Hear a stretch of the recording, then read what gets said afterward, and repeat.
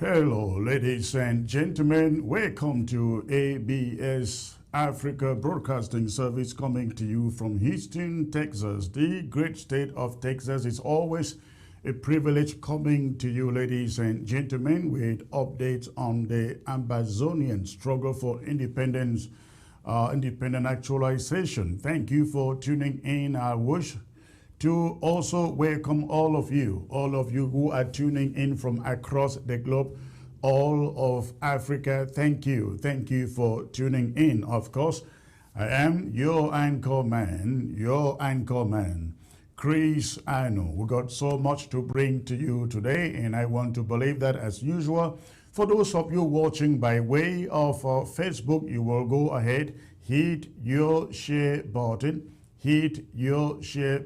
and let us quickly populate the Facebook platform, ladies and gentlemen. Again, so much to bring to you today. I want to believe that all of you watching by way of Facebook will go ahead and quickly hit your share button. Let's make it at least 1,000 people.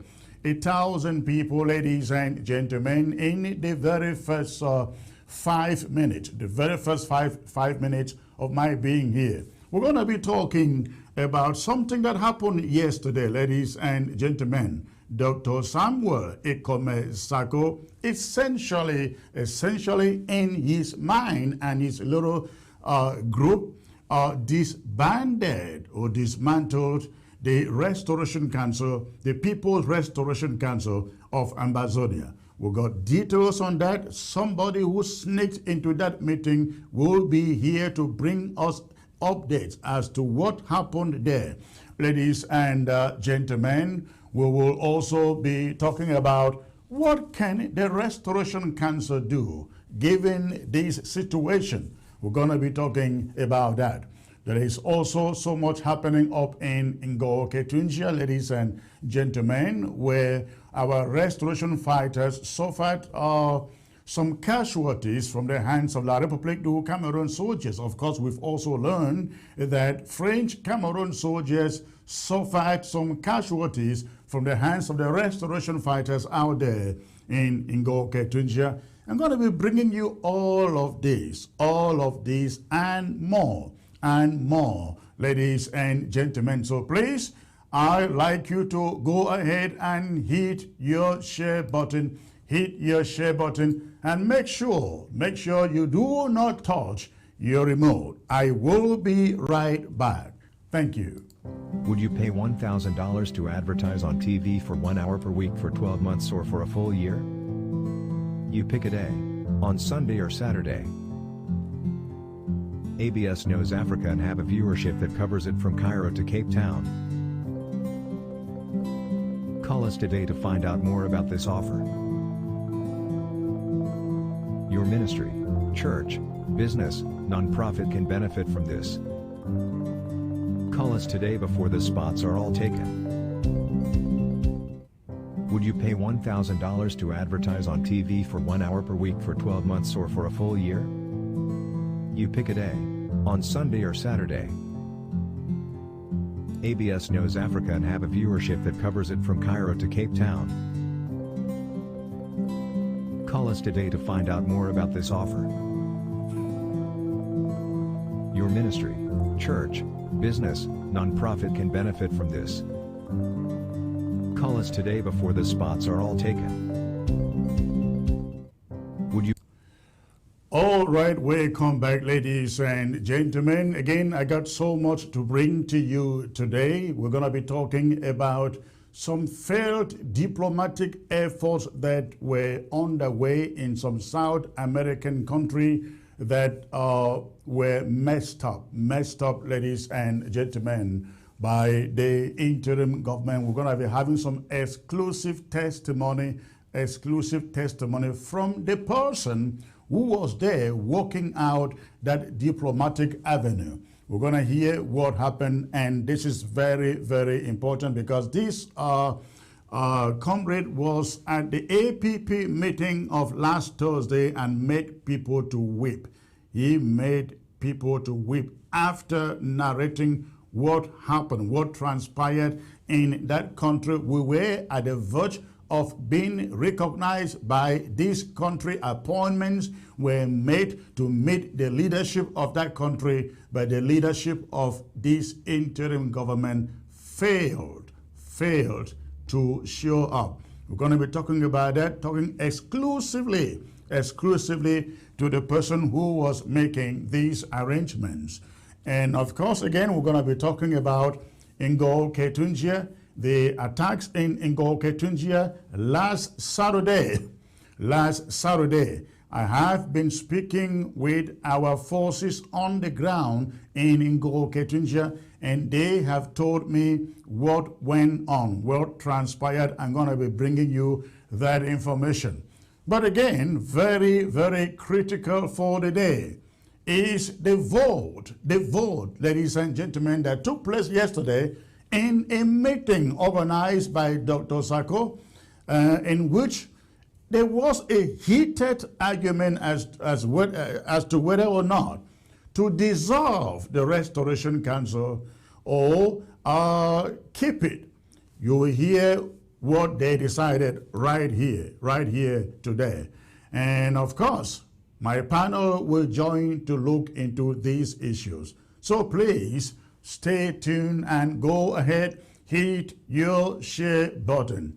Hit your share button right now. If you are joining the platform, I want to see those numbers jumping, ladies and gentlemen. I want to see the numbers jumping. Will we get 1,000 people before I start bringing you these very, very important developments taking place in our struggle for independence? Please go ahead. Again, you are joining the platform. Go ahead, hit your share button. I'll be right back. Would you pay $1,000 to advertise on TV for 1 hour per week for 12 months or for a full year? You pick a day, on Sunday or Saturday. ABS knows Africa and have a viewership that covers it from Cairo to Cape Town. Call us today to find out more about this offer. Your ministry, church, business, nonprofit can benefit from this. Call us today before the spots are all taken. Would you pay $1,000 to advertise? All right, ladies and gentlemen, again, please, I want to see the numbers jumping. Get those numbers jumping on the screen. I like to see them jumping. Okay, and while you get the numbers jumping, this is very, very important, a very important announcement. The leaders of this struggle, they are once more, ladies and gentlemen, inviting every Ambazonian to join the APP Constituent Assembly meeting coming up on Thursday. The flyer is out there, and I believe the time remains 8 p.m. Now, we realize that the last time that we announced this meeting, two links went out. Some people were trying to use the old link. There was a link that was announcing 9 p.m. as the time. There was another link that announced 8 p.m. as the time. Of course, 8 p.m. happened to have been the right time for the meeting. Those who used the link for 9 p.m. unfortunately could not log into the meeting. They were kicked out because that link had been canceled. That is the reason why many of you could not attend that meeting, because you were using the old link. Now, the meeting on Thursday starts at 8 p.m. 8 p.m. and we will make sure that everybody gets the link, and that there will be only one link and one time out there. So the link is out there, and the time for the meeting is 8 p.m. ABBA on Thursday. And on the table in the agenda, ladies and gentlemen, is interim government new leadership. Interim government new leadership. That is the agenda. the agenda of that very, very critical meeting. We want every one of you to join that meeting and have a say in the decision moving forward.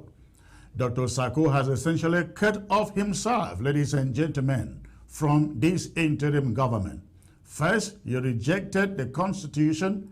Secondly, he attacked the Restoration Council.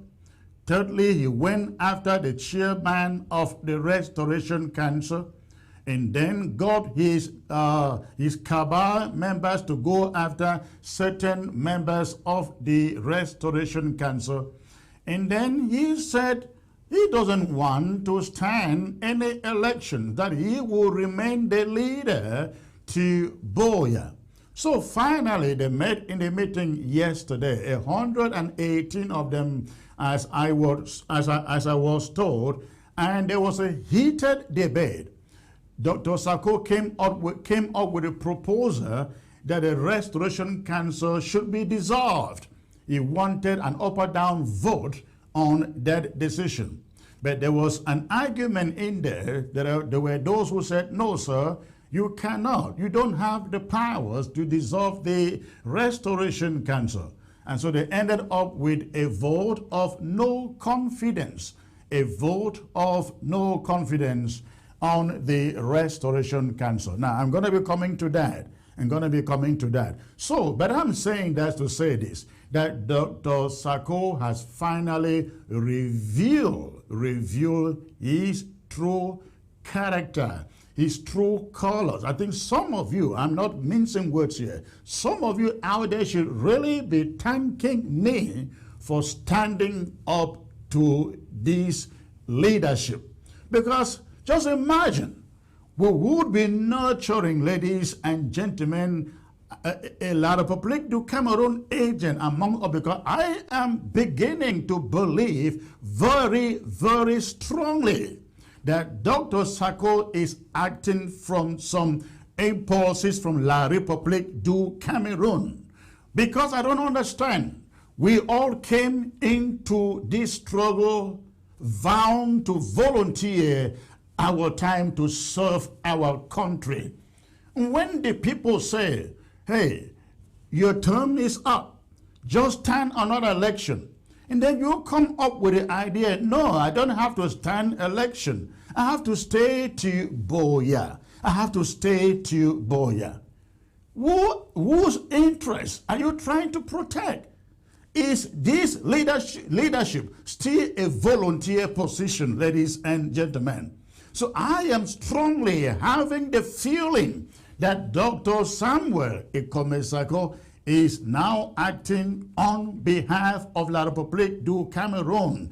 He is no longer acting on behalf of the interests of the people of Ambazonia. I say so because we are beginning to get some information which I cannot disclose to you right now. I don't rush out with information, ladies and gentlemen, but I just want you to know we are beginning to believe that Dr. Sako is beginning, or maybe has been working, ladies and gentlemen, for La République du Cameroon for a long time, and we did not know. And we did not know, perhaps until I came up with this. We're going to get into this. Please, again, hit your share button. I want to see the numbers jumping to 1K, and then I will start this presentation straight away. So hit your share button. Those of you joining the platform, so much to talk about here. So many revelations that I come to you with today. So many revelations. But remember, Thursday is a very, very critical and important day in the history of this struggle for independence. We are going to talk about a new leadership for the interim government of Ambazonia, and all of you must be on board on Thursday, 8 p.m. Amber time. When you get the link, please pass it around. Pass it around to every forum. Let the link get into every forum, every friend. Those on ground zero, you get the link, you pass it over to your friends. Everybody in your contact list should get the link to the APP Constituent Assembly meeting on Thursday. That is the meeting in which we decide, ladies and gentlemen, the way forward and the leadership that runs this struggle going forward. Now, again, please go ahead, hit your share button. I want to see those numbers jumping. About 300 more to go. Hit your share button. I come to you with some important revelations today. So hit your share button. Let us quickly fill the platform. Again, Thursday is very, very critical. Thursday is very, very critical. The time, 8 p.m. Amber. 8 p.m. Amber, and we will make sure everybody gets into that Zoom room. Make sure you log in early enough, because once the Zoom link is filled up, it will start kicking people out. Once the Zoom link is filled up, it will start kicking out people. So you got to log in early enough to secure your seat in there, ladies and gentlemen. Again, please go ahead, quickly populate this platform so that I can come to you with critical information, ladies and gentlemen, from ground zero. Now, something very worrisome, very worrisome took place on Saturday in Bambalang. Bambalang is in Ngo-Ketunjia County. Our boys, I am referring to Ambazonia Restoration Forces, were attacked. They were attacked in that town or village. I don't know whether it's a town or it's a village, but of course Bambalang is in Ngo-Ketunjia County. Our restoration forces were essentially ambushed. What we have learned, and I spoke with their general this morning before coming on board here, what I have been told is that they went out there, ladies and gentlemen, to carry out a mission. But unfortunately, before they got there, I think it was a market square, before they got there, some black legs from within Ngo-Ketunjia County, listen to me carefully, some black legs from within Ngo-Ketunjia County had hinted La République du Cameroon military, so that before the restoration fighters could get into their location, they had already been surrounded. But thank God, only 2 of them, according to information I am getting from their generals, only two of them lost their lives. That doesn't mean that the 2 are not important. Of course, not at all. That is not what it means. No, those 2 are very, very important, ladies and gentlemen. As you see the images there on your screen, those are our brothers killed by La République du Cameroon Army, La République du Cameroon forces last Saturday, ladies and gentlemen, in Ngo-Ketunjia, That happened again in Ngo-Ketunjia last Saturday. We suffered these losses in Ngo-Ketunjia last Saturday. So, ladies and gentlemen, that is the unfortunate thing that happened in Ngo-Ketunjia last Saturday. And they also lost equipment. As you can find there on the screen. That's the equipment that our boys, they lost last Saturday in Ngo-Ketunjia. But also, again, we have learned that La République du Cameroon lost about 5 soldiers in that encounter. La République lost 5 soldiers in that encounter. So, That is the unfortunate situation that took place in Ngo Ketunjia, ladies and gentlemen. And the inside information, the information I have gotten is the black leg who leaked the presence or the visitation of the restoration forces to that area was a Ngo Ketunjia County person, ladies and gentlemen, and they have promised to get to that person. The fighters have promised they will get to the person who betrayed them. They will get to the person who betrayed them. So that is what took place, ladies and gentlemen, in Ngo Ketunjia. Again, that happened last Saturday. They lost men and they lost equipment. We're hoping that in the coming days, I really would love to do something to support the fighters in Ngo Ketunjia. That is a lot of equipment, ladies and gentlemen. That's a lot of equipment to be lost by those fighters in Ngo Ketunjia. Unfortunately, we have learned that in Ngo Ketunjia County, the leadership that is led by Amos Tuminta, ladies and gentlemen, they are not taking care of those fighters. And that is how the idea of unity among the fighters cropped up. They thought if they are not being supported, it is time for them to come together, look for their own means of supporting themselves.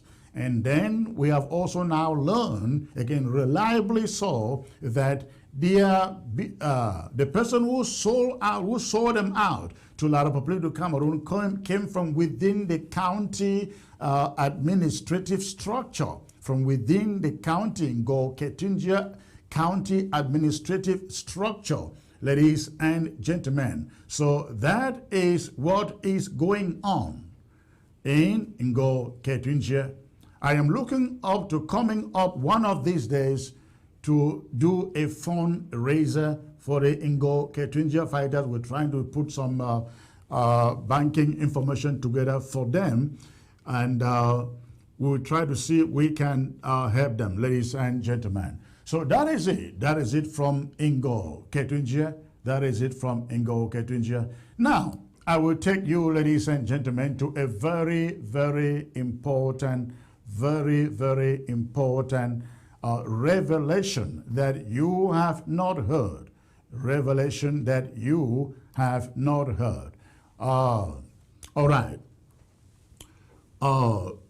Reverend Chang, please, if you are listening to me, because it appears that you are frozen up and I cannot see your audio because I'm bringing you up next. If you are listening to me, please get on seat and join me in a moment. Ladies and gentlemen, one of the war fronts in this struggle is diplomacy.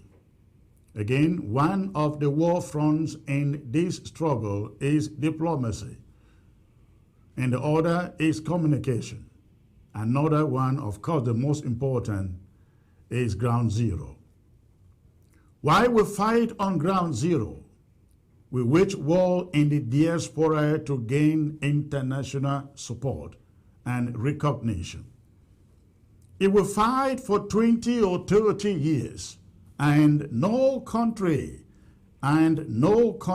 recognizes Ambazonia, we may fight for the rest of the years, for the rest of our lives. And one of the reasons why struggles or revolutions go on and on and on for years, like in the Southern Sudan, where it took them 20 years, ladies and gentlemen, is due to lack of diplomatic recognition. When we set up the interim government, one of the offices we created was that of diplomacy or foreign affairs department, and we've had it from day number one. We've had the foreign affairs office in this government from day number one, ladies and gentlemen. Unfortunately, Even when doors were open for us in some countries, the leadership let us down. Again, when doors were open for us in some countries, the leadership let us down. If we had one country, a single country that recognized us, we would be having our passports, ladies and gentlemen.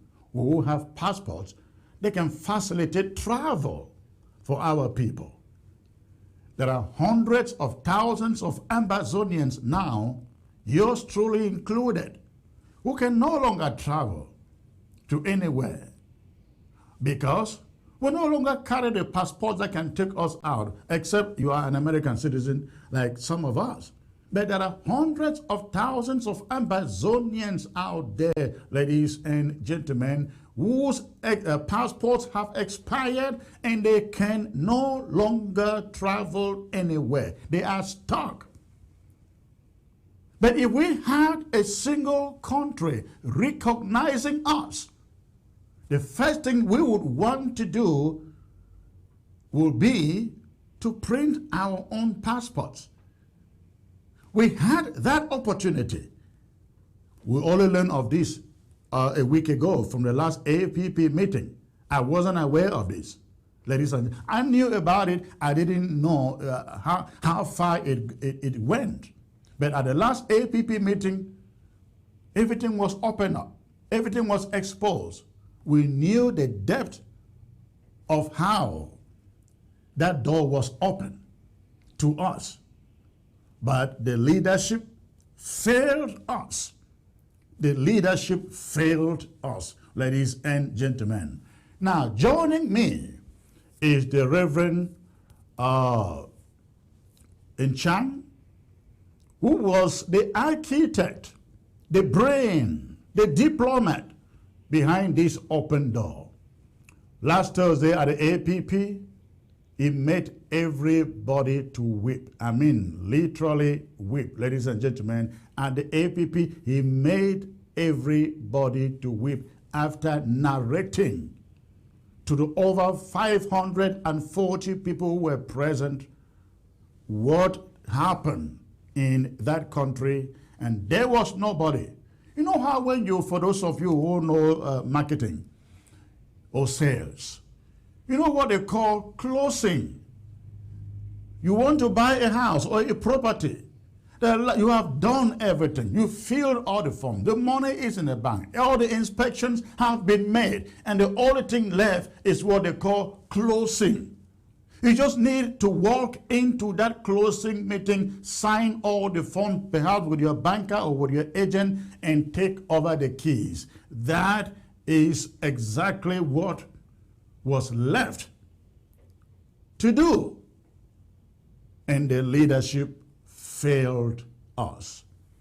Now again, I am joined by Reverend Chang, ladies and gentlemen, who was the architect, the diplomat essentially for this mission. Reverend Chang, please, I don't think your microphone is turned on.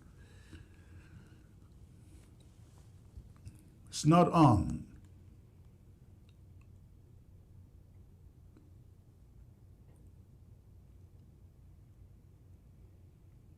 No, your microphone is not on. Your microphone is not on.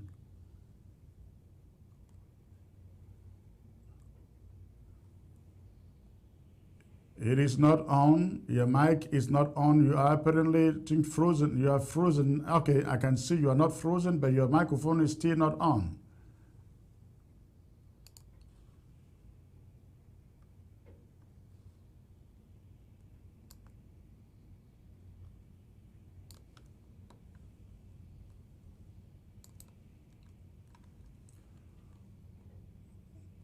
Well, I don't know what is going on at your end. The microphone is still not on. Remember, it was on when you first joined.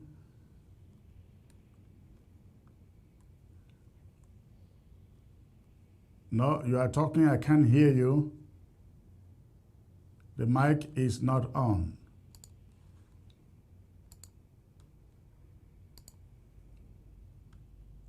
Okay, try again. Try again. Let me see.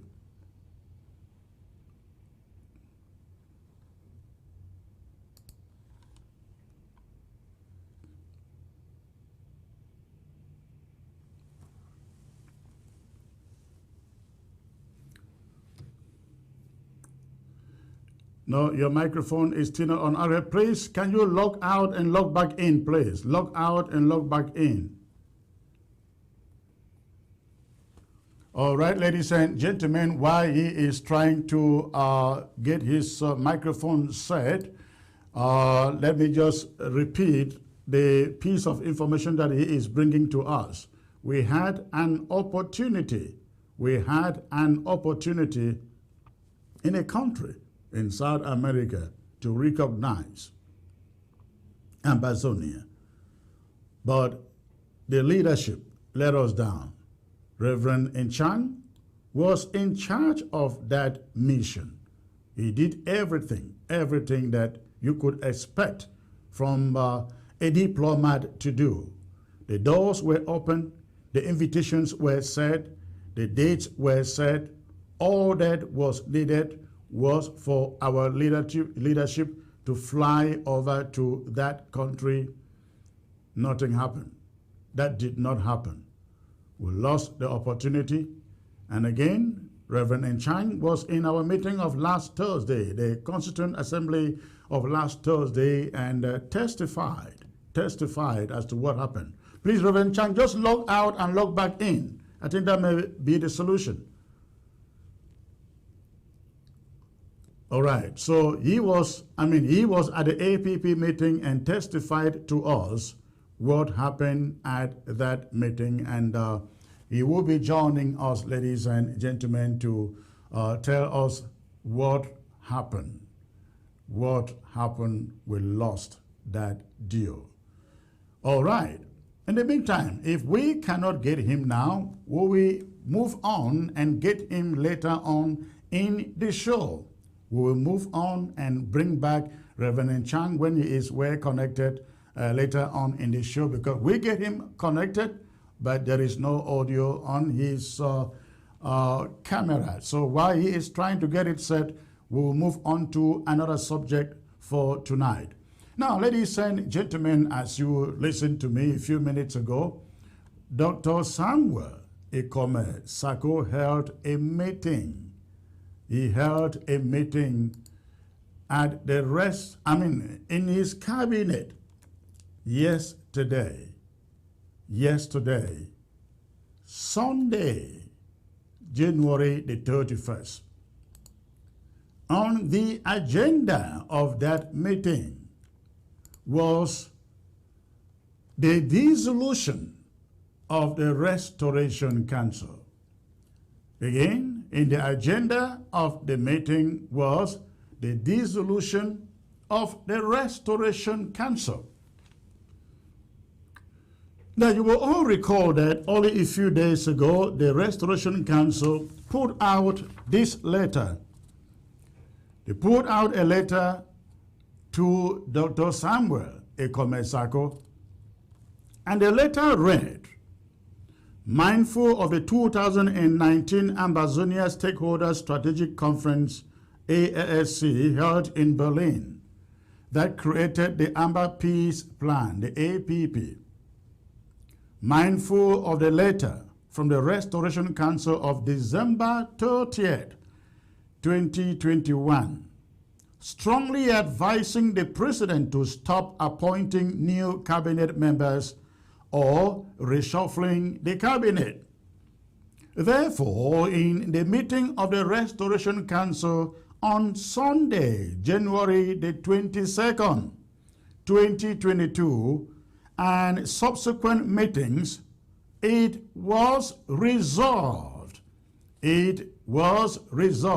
One, that any cabinet appointments or reshufflement made by the President after December 30th, 2021 will be null and void.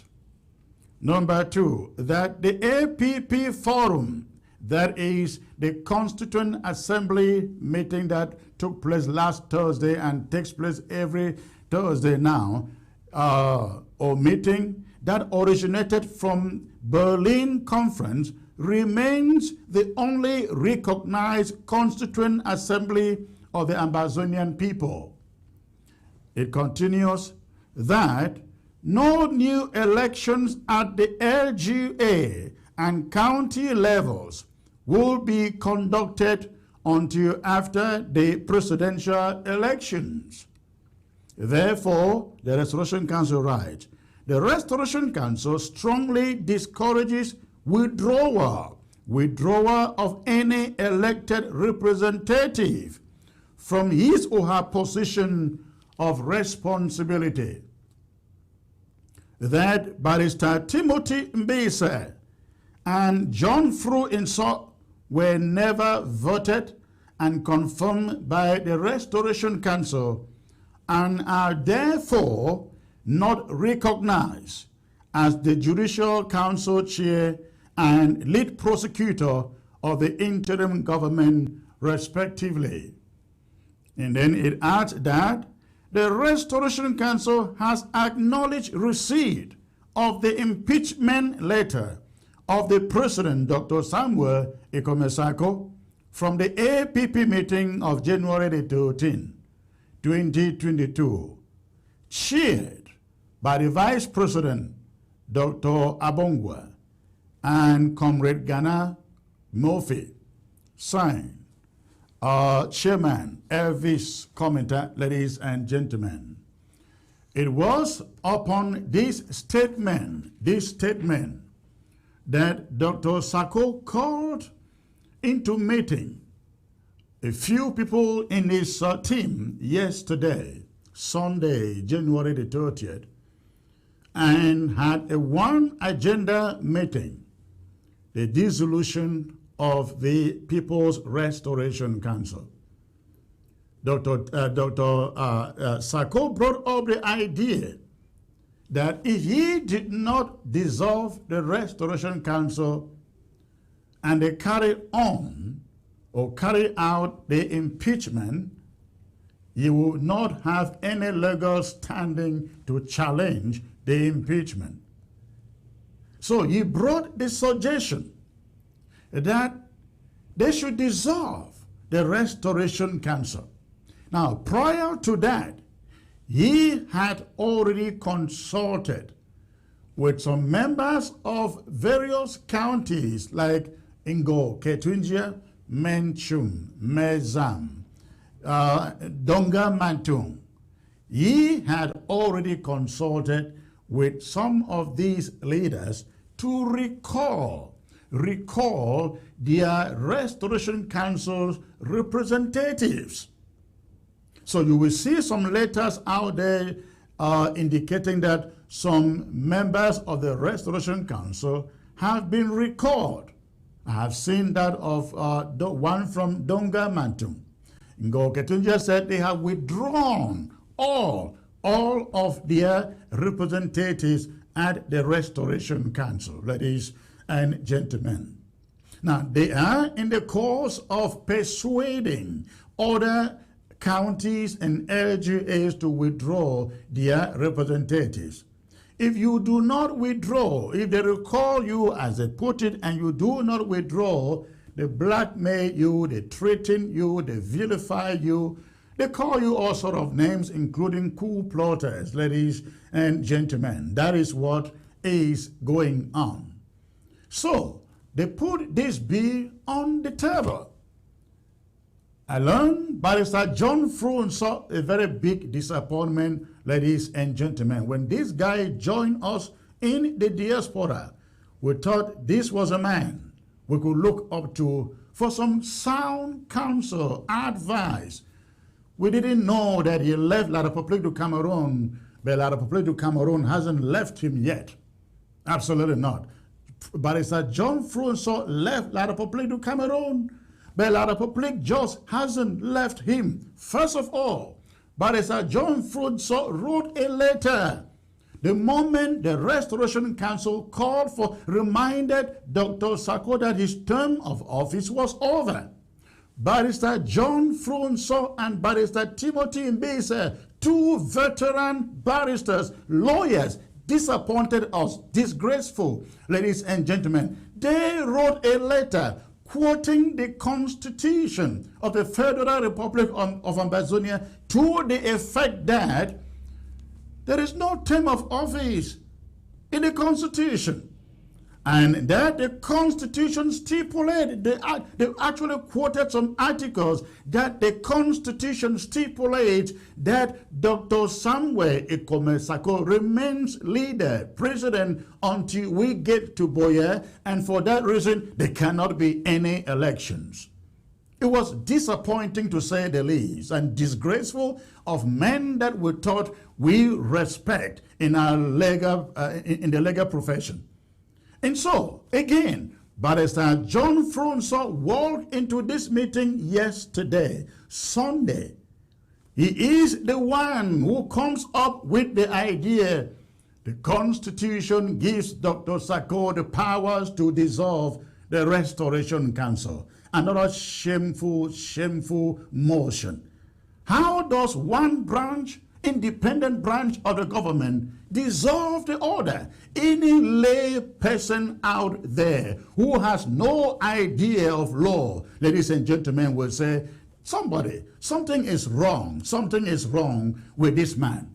How can a legal mind of Barrister John Fro's caliber say that the Constitution gives the president, any president in that matter, the power to dissolve the Restoration Council? It is like saying Joe Biden can wake up one morning and dissolve Congress. Ladies and gentlemen, is that even possible? But that was the motion that Barrister John Frunso brought to the table. And that is where the shouting match, the disagreements, the fighting came up. We have learned, I've actually read some charts. Barrister Tim Mbesa, who wrote that letter together with John Frunso saying that Sako must remain there till we get to Boya, was the one who stood up and learned and said, no president has the powers to dissolve the Restoration Council. Barrister Ghana of Mogamo also came up and said, no, the Constitution doesn't give the powers to anybody to dissolve, ladies and gentlemen, the Restoration Council. And so, having listened to these arguments from the 2 barristers, Dr. Sako ended up suggesting, all right, let us do a motion, conduct a vote of no confidence on the Restoration Council. And so a vote of no confidence was carried out, and I believe by now the Restoration Council would have gotten that vote, that motion, that statement, ladies and gentlemen. So Dr. Sako has essentially said, by sending a vote of no confidence to the Restoration Council, he has essentially said the Restoration Council going forward does not exist in his leadership. That is the message. That is the message, ladies and gentlemen. The Restoration Council, Dr. Sako has essentially dealt away with the Restoration Council. He is now a figurehead. This is a man we thought was God sent. This is a man we thought was a pastor. This is a man I also thought was a brother. But he has essentially dismantled, ladies and gentlemen, everything in this interim government, and now he is just the figurehead. And that is why I am asking these questions. Somebody is definitely behind Dr. Samuel Ikome Sako. He is not doing this all on his own. Because if he had Ambazonia at heart, he would be listening to the voices out there saying, Mr. President, stand election. I want you to get this, ladies and gentlemen. Ambazonians are not pushing Samuel Sako out of leadership, even though the time that time is over. He can no longer be. He had a window of opportunity to demonstrate honesty and accountability. He did not do it.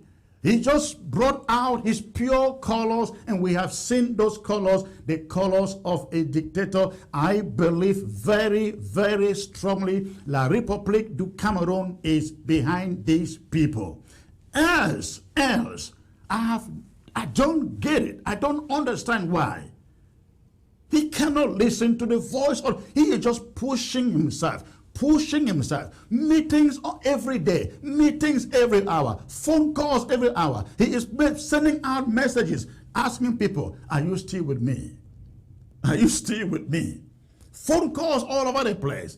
If they are not calling you to intimidate you, they are calling you to say, you know what, you got to be on our side.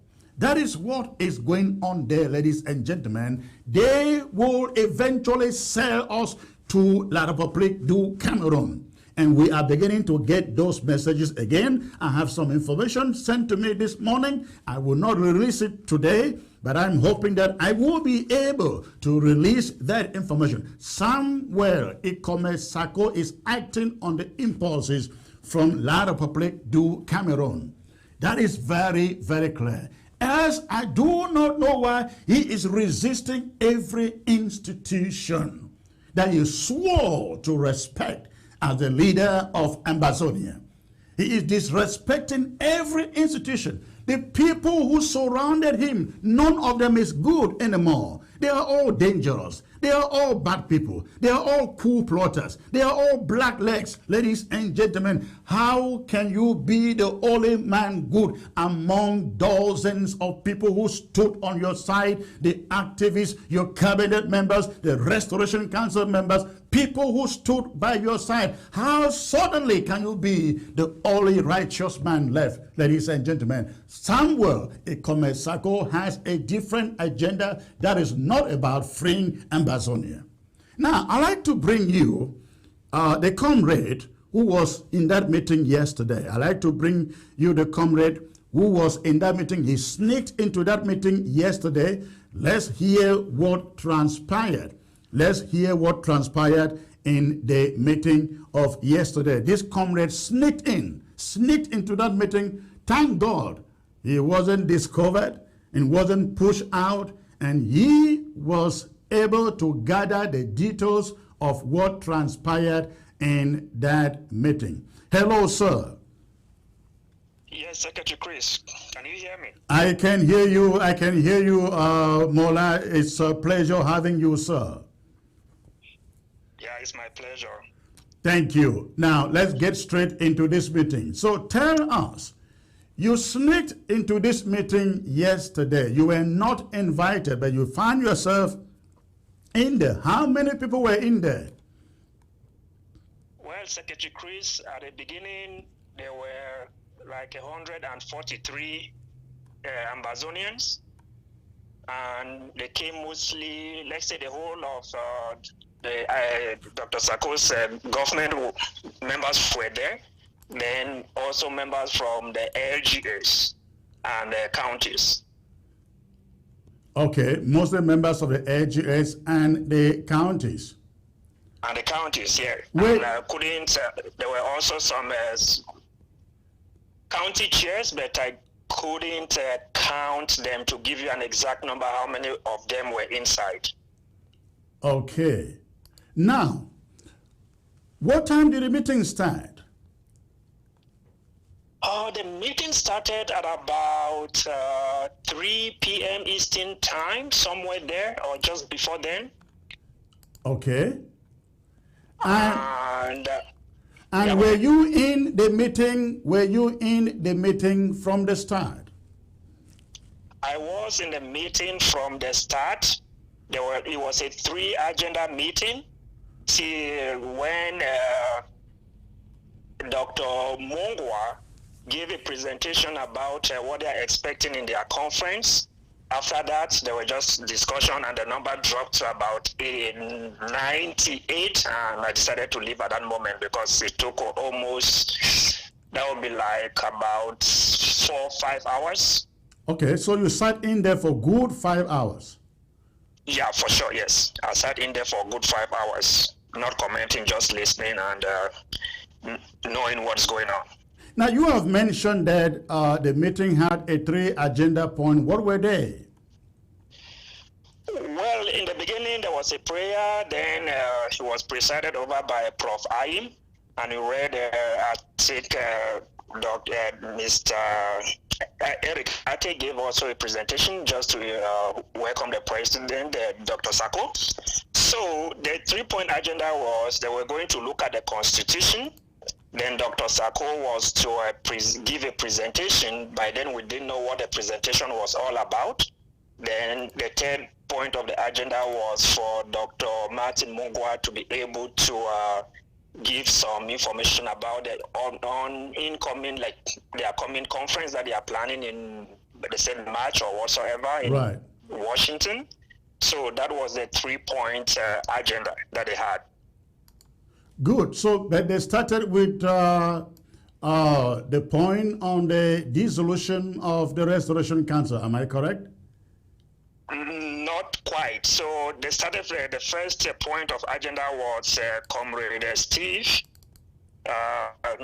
Nibar from Norway. He went to the Constitution and was pointing upon article. For example, he pointed Article 9, 1B, Article 3, 9C, a couple of articles just going around saying that people were educated enough to be able to understand the Constitution. And at the end, one thing that I wrote down here was, he said, if you look at the Constitution, at the end, there is the oath of office of the president. There is like, God help me. So according to their interpretation, anything that comes after the God help me has nothing to do with the Constitution. So they were just trying to build up the momentum for them to be able to say what the Restoration Council did or is doing, or what Chairman Kometa did when they swore in Dr. Sako was illegal. So that's what I got from there. So when he finished his presentation, then came now the presentation that Dr. Sako gave. So what he did was, he brought up the letter that was sent out from the Restoration Council and was reading it line after line and trying to tell the people how it was illegal and stuff like that. Then after that, it was like, okay, you people have heard, so what do you want me to do? So he was telling them like, okay, this is it. Because I can say here with confidence that what I realized with him was, and he said it, that he's sleeping now like 3 a.m. So he's worried about, not about Ambazonia, but he's worried about if he's been impeached by the Restoration Council. So that's why they decided to bring that motion. And he said, we cannot live here without having that motion. When he said, hold on there, when he said he was sleeping now like 3 a.m. On the daily basis, what did he mean? What message did he want to pass across? Or did he come across as his frustrations or what? Well, one thing he said is that he doesn't know, it's uncertain what, like, he will sleep and get up in the morning, what will come out from, let's say, the Restoration Council or stuff like that. And he also did mention about wounded soldiers, people who are hungry and stuff like that. Okay. Yeah, so that's why he said like now he was like sleeping like 3 a.m. and stuff like that. So after he showed that presentation, and this is a message that this is what he said, and I think that's what I'm not a legal mind, so I won't be able to go deep into it, but I know Ambazonians are smart and they'll be able to digest this information. This is what he said. Okay. That the Restoration Council vets government members, and in the letter that came from the Restoration Council, that they said that the judiciary doesn't exist because the two Barrister Fu and Barrister Tim were not vetted. And he said, if you look at all my appointments, I've always copied the Restoration Council. I'm quoting him here. I always copy the Restoration Council. And if they don't come back to me and say this or this, and they just stay silent, they are taking silence to mean a pass. Agree that that they have passed. So that is the logic that they are saying. That's why they are still using them as the legal experts. So that's what he said. Yeah. So I don't know. People can dive into it if it's right or wrong. And he used an analogy that said if you are doing a background check and nothing comes in, it means it's good. So they don't hear anything, it means it's good. But I don't think it's right because most of us here have done numerous background checks, and no matter what, they'll put it null, nothing, right? Yeah. They'll write something and send it to you. So you cannot just say this. And I don't know if officially Dr. Sako usually he sends his appointees through which means to the Restoration Council, so that the Restoration Council can also say, you know what, I received this document. So I don't know that process. It's something for the Restoration Council to pick up and probably clarify Ambazonians. Okay. So it came to the point of voting for this motion. Who brought up the motion? Was it Barrister John Frunshaw or Dr. Sako? Okay. The motion after, because he said you guys need to do something so it doesn't look like it's me, Dr. Sako, who is doing it. That's what he was saying, right? Okay, then, okay. Because he was trying to portray that, let it not be that he's the only one doing. So I think he was also careful because he didn't know who was in there, right? Yes. But you can read the language that he was saying. As I said, he pushed that there must be a vote, and he was like, we were like 43 members. Now we are 33. When are we voting? People are going down. I want this vote. Those were that's how he was pushing it. Okay. Right? But the person that brought in the motion to dissolve the Restoration Council was Prince Chinje of Santa AGA. Okay. He tabled it. Magilda supported it, and Barrister Fru Johnson supported it. So there were also other motions and the rest. So when it came down now to vote, as I said before, Prof. Ayim was the one who was presiding. So these are the three motions. I know why I'm trying to call them here, so that then I will link it back. Yeah. These are the motions that Prof. Ayim read. 1, put on hold the Restoration Council activities. Withdraw all counties and AGA members till ASSC 2 in Washington. That's one motion. Okay. 2, motion of no confidence. 3, have a joint town hall meeting with the executive and the Restoration Council when Ambazonians will be able to call and ask questions. And after that, then they will be able to say, you know what, they were not able to answer the question, so the Restoration Council is not working in their favor, so they dissolve it. Okay. Those were the 3 motions that were tabled. Then Barrister Fru came up and said there was the original motion. Where is that motion? That he supported that motion, and there was a heated debate in the meeting. They were shouting and the rest. So, but one thing I realize is we have Ambazonians who are intelligent, as you said, and Barrister Tim Bese challenged Barrister Fru up to the extent that he asked Barrister Fru, can I speak? Because Barrister Fru did not want any other person to speak. Yeah. And there were members that were saying, Barrister Fru, please respect the opinion of others. Yeah. According to Barrister Fru, I have not looked at the article. Maybe after this I will look at it. He said Article 19B gives the president the power to dissolve the Restoration Council. Then Barrister Tim said no, that there is nothing in that constitution that gives the president the right to dissolve the Restoration Council. That they are equal branches of government and one cannot dissolve the other because they are like checks and balances. But Barrister Fu came and said, no, he has the right, that he's a lawyer, he's a fighter. If he was in court, he will go and fight it in court. And I was like, is this person that is saying that is the lead prosecutor for our struggle? We are in trouble. That's my personal opinion here. We are really in trouble. Yeah. Because his argument was so weak that me, without any background in law, I could challenge him even now on air anywhere that what he's saying doesn't make sense. Then, Barrister Ghana of Mogamo, he was having problem or a muting, came up and said there is no legal argument that the executive can dissolve the Restoration Council. He gave an example that the world is looking at us. So how will they then, that a bicycle has two wheels? When you remove one wheel, what will become of order? Yeah.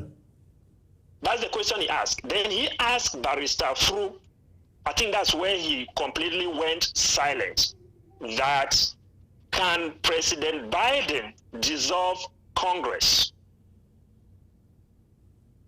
And Fru went silent. He went silent at that moment. He had nothing to say because everybody told him at that moment that at that moment he knew he was wrong. Mm-hmm. That he was just trying to push an agenda that is, although he's saying it's a legal mind, but even as I said, some of us with no legal background were like, this is wrong. So that is, at that point, they decided to remove dissolve in the motion. And instead now, so the motion, they said they will fine tune it. So what I'm giving here might not be exactly what you will see in the document if it has come out, because they said there was a heated debate. So now they said all LGAs and counties should withdraw their members from the Restoration Council. Okay. And any decision that will come from the Restoration Council is not binding to the executive and its branches. Any decision that will come out of the Restoration Council will no longer be binding on Sako's executives and his government. Yes. Okay. And his government and other tiers of his government, that it will not be binding. Yeah, that means referring to the LGAs, the Restoration Council, the Judiciary Council, and stuff. Yes, that all, like, let's say the Judiciary Council, the Judiciary Council, Ethics Commission, the LGAs, and the executive that he is holding now at the moment, right? So that they inserted that up until they go into the next conference and come out of that. Okay. So that is the motion that was voted upon. But they said they are going to fine tune it, but that is what they voted. And one person voted against, and that was Sangoloba. So are you saying everybody in that room voted for that resolution? How about the county members, county chairs who were in that meeting? Well, this is how they conducted the vote. By the time that they were voting, there were 118 members. But one thing I discovered is that the chair, or that I'm talking about of the county chairs, right. Comrade Tata Edwin Kamara, yes. By the time that they voted, left the meeting, so he did not vote. I can say that authoritatively. Okay. Then they said, who is against this motion? As I said, Sangoloba put his hand up. Okay. Was the only person who wants to abstain. Nobody abstained. Then they said the motion has passed with as it is. I think as it reads, and 117 members, because there was one that voted no. Yeah. So that is how they adopted the motion. So it was not like everybody put your hand up. That's how they conducted the vote. But they said they were going to fine tune it again. So, again, even after stating that they cannot dissolve the Restoration Council, Team Mbesa, Ghana of Mogamo, of course, not to talk about Barrister John Frunzo, they all voted for that motion. Everybody voted for that motion, including me, because as I was there, I didn't want them to know who I was, right? So I didn't make noise because the security was a bit tight. So all of them except Sangoloba of, I think, Toko or Yoko something from LGA. That is the only person that did not vote for that motion. Now, what would be your interpretation of why they were doing or carrying out this vote? As I said, the interpretation is that Dr. Sako is worried about he being impeached, not him doing the right thing. So they are trying to disable the Restoration Council, try to say the Restoration Council is illegitimate because let me just go one step back here. Before he presented the letter from the Restoration Council, he asked, how many LGS chairs or their representatives are here? Put up your hands, and they put their hands up. And he went from county to county to know how many members were represented in the Restoration Council. Yeah. But what really shocked me is that Dr. Sako, even in his own Sako, he said it like 2 times. He doesn't know that there are members of the Restoration Council from FACO, and he said FACO 0. He just said FACO 0.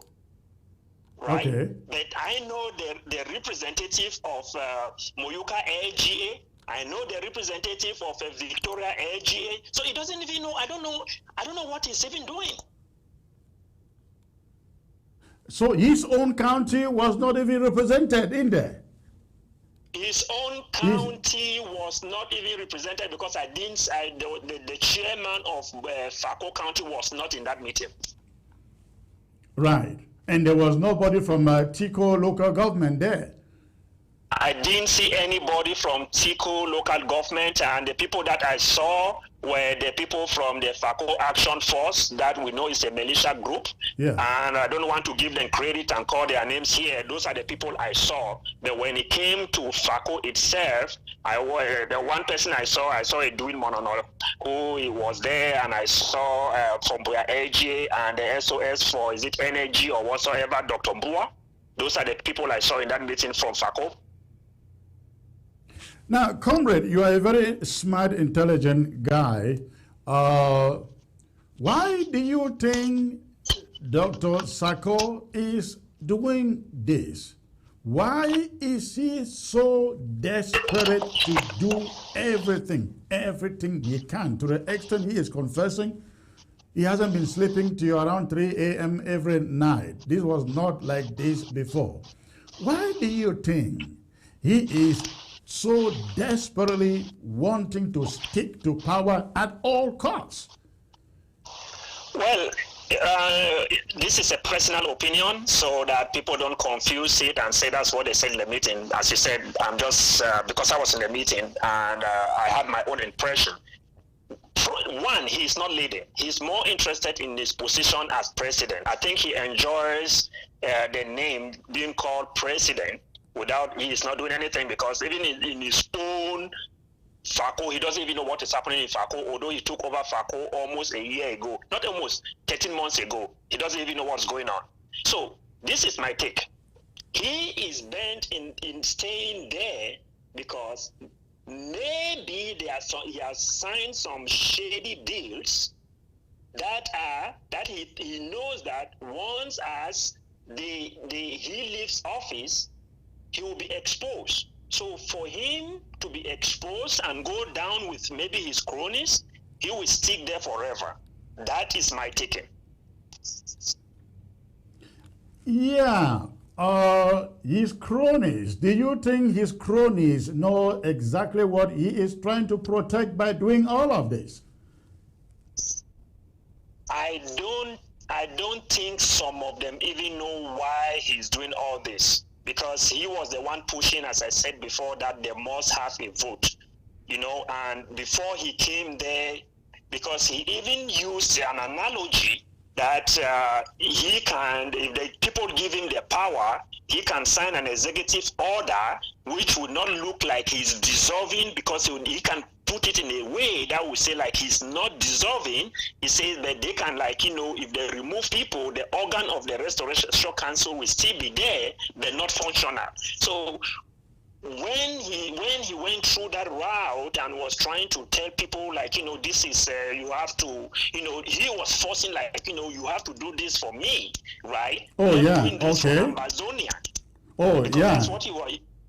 He was like, you have to do this to me, so that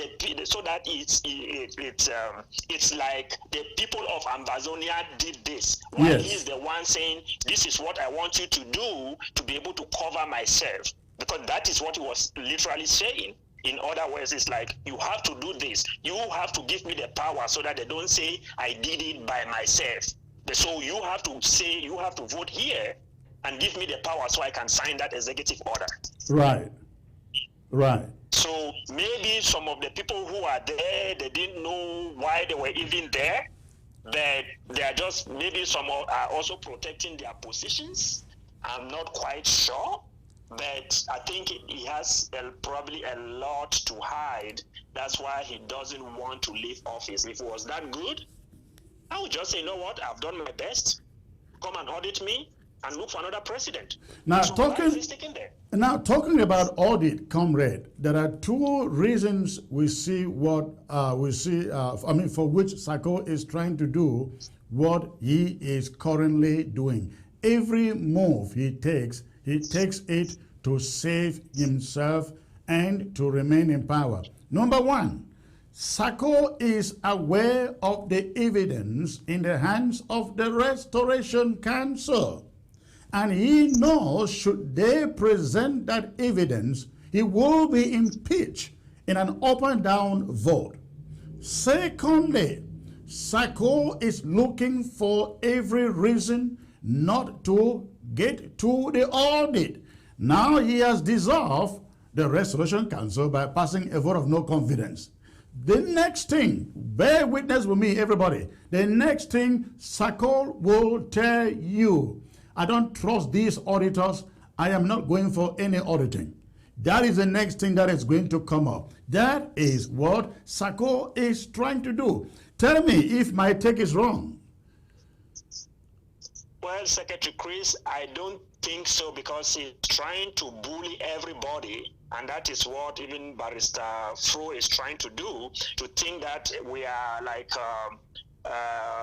he is the only one who can, he is the only one with authority, and that's what Amazonia don't like. So he's doing all this because, and if he succeeds in dismantling the Restoration Council, we are done. But I know he will not succeed, because members of the rest, this is what I will tell Amazonians: fall back to your LGAs and fall back to your counties. If they have recalled a member of the Restoration Council, you have the right to fill that position, because that position was not meant for an individual only.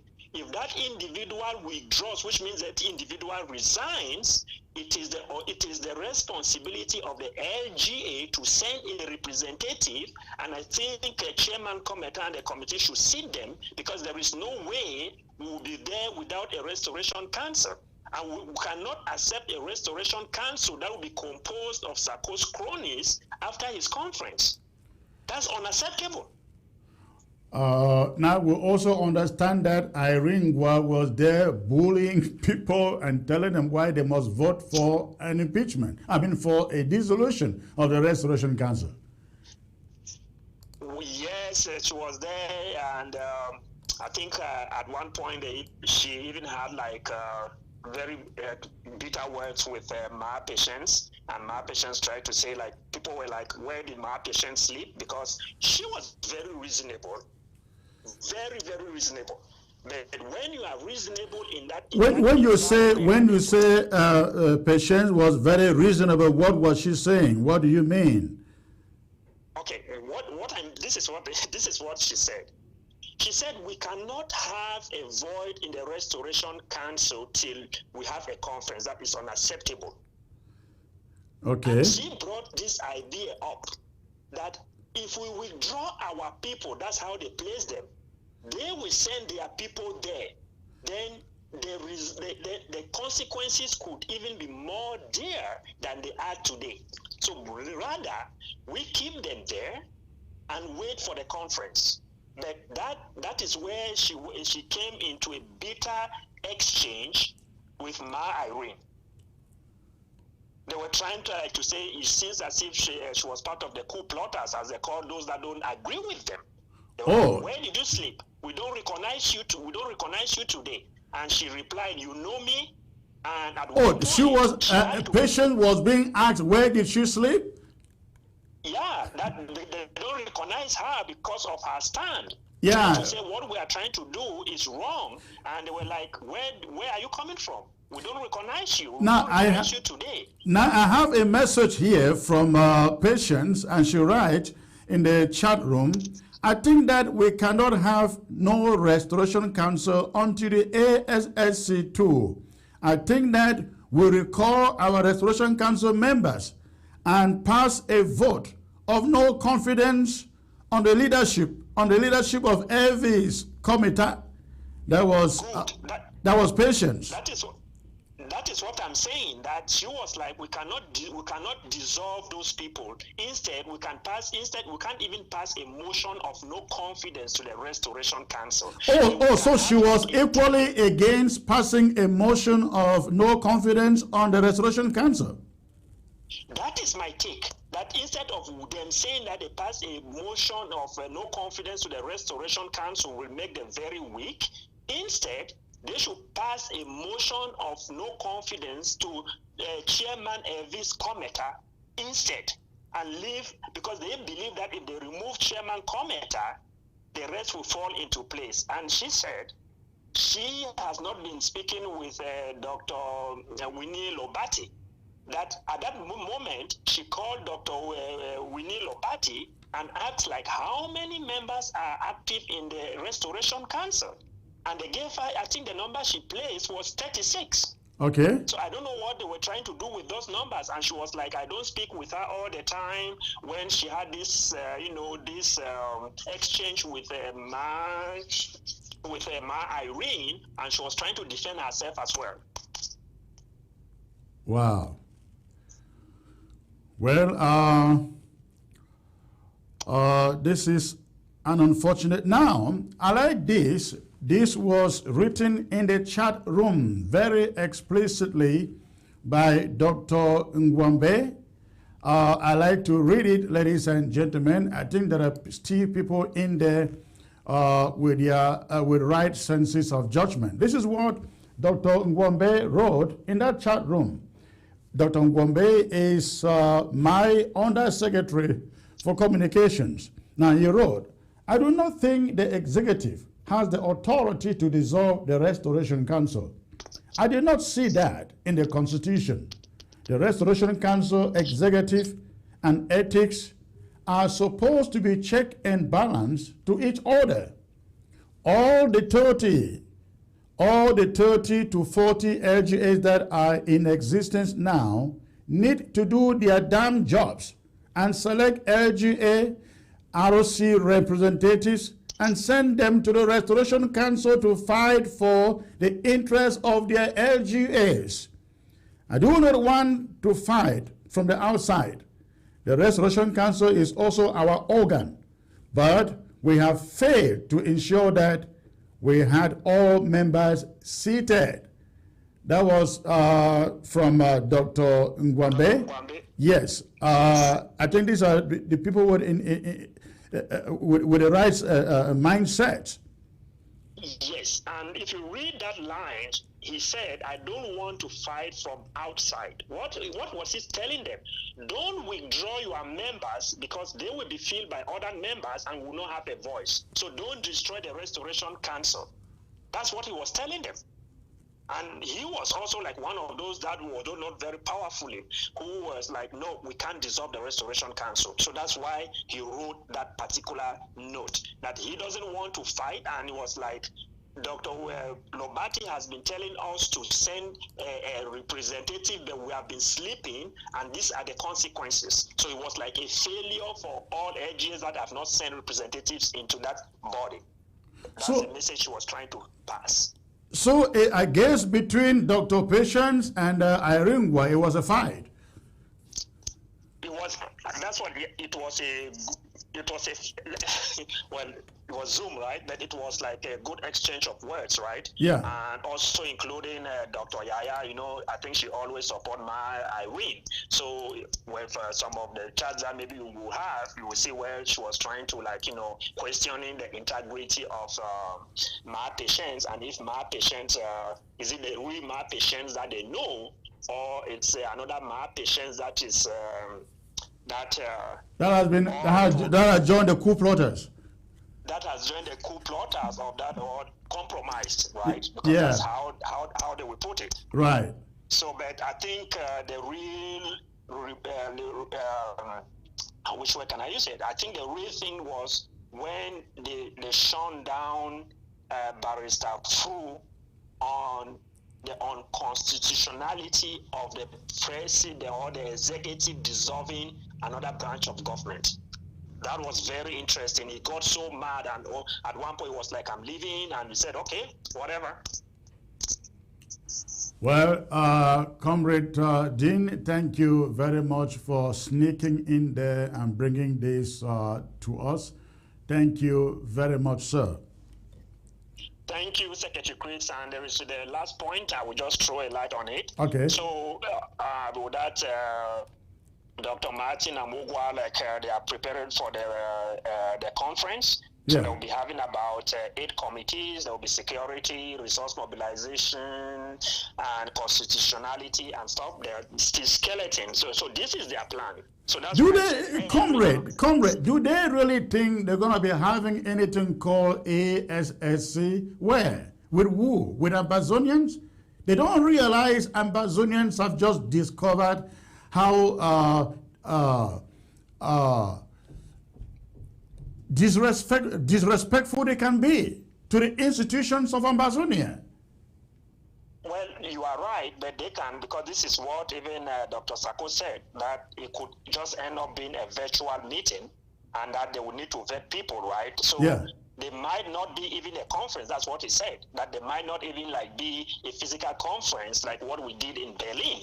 That it could just be virtual, and they were like, okay, their plan is to have 5 members from each LGA to that conference, and for you to be a member, you need to have paid. You must be paying your CID, and you must have completed your draft, so that they will pick their own people, go there, reconstitute, and come out with whatever. But we Ambazonians, I don't think we are still will be fooled with that. So just be on the watch. Well, that thing is not going to happen, because nobody is going to believe in it. Ladies and gentlemen, Sako cannot dissolve the Restoration Council. The same way the Restoration Council cannot dissolve the executive. The Restoration Council can organize elections, preside over elections.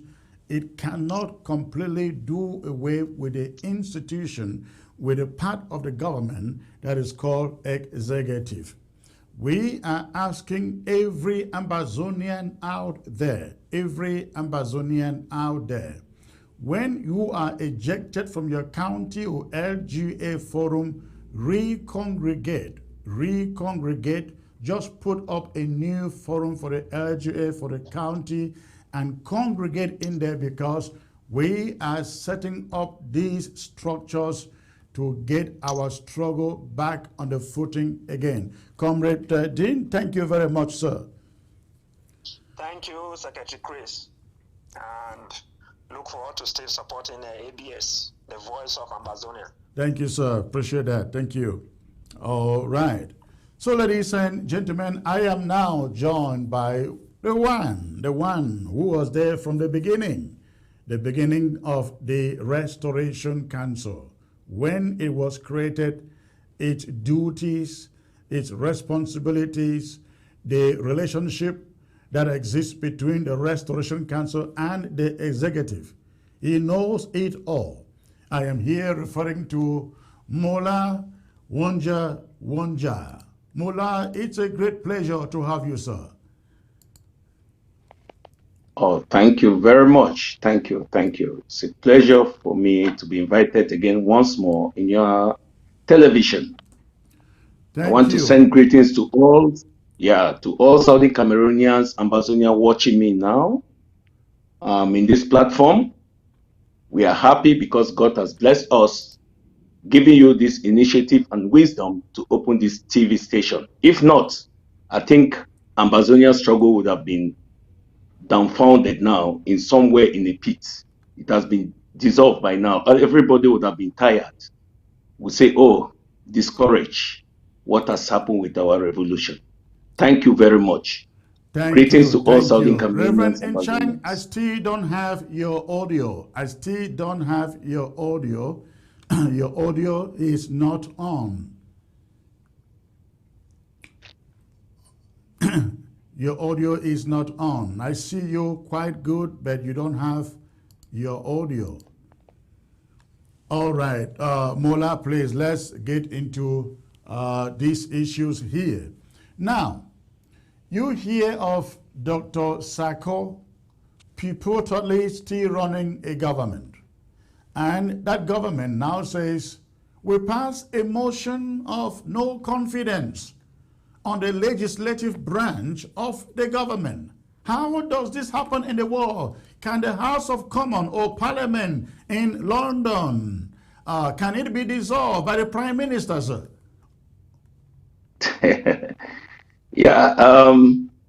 That is a very good question. First of all, I want to educate Southern Cameroonians, Ambazonia.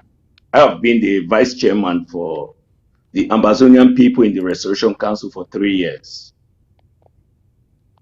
Yeah, we struggled to build the Restoration Council for what it is today. Myself, Evis Komita, and Chris Chopper, which was the Secretary General.